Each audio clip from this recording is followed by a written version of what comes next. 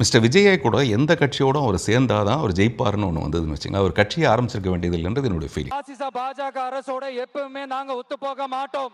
இந்த பாஜகவோட கூட்டணி வச்சிருக்கோம்னு சொல்லிக்கிறாங்களே, அவங்கள மாதிரியே நாம இருக்க மாட்டோம்.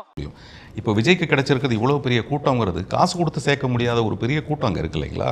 அப்போ அதை காசு கொடுத்து சேர்க்கணும்னா அப்போ எவ்வளோ பெரிய பணம் வேணும்? சீமான் வந்து கொஞ்சம் கொஞ்சமாக ஒரு 2%, 4%, 8%, 11% வரைக்கும் அவர் முன்னேறிட்டு இருக்காரு. அவருக்கு தான் இப்போ மிகப்பெரிய வருத்தம். அவரே ஒரு தடவை ஓப்பனாக சொல்றாரு, சினிமாவில் பஞ்சு டாலாக்குல தம்பி, இது நெஞ்சு டாலாக்கு. எங்கள் லட்சியத்திற்கு எதிராக எங்களை பெற்றவர்களே வந்தாலும் எதிரிதான்.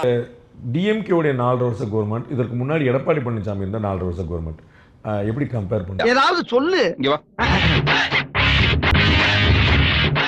எனக்கு இது எடை போட்டு எனக்கு உங்களை மாதிரி கருத்து கணிப்பு மூலமா எனக்கு சொல்ல தெரியாது.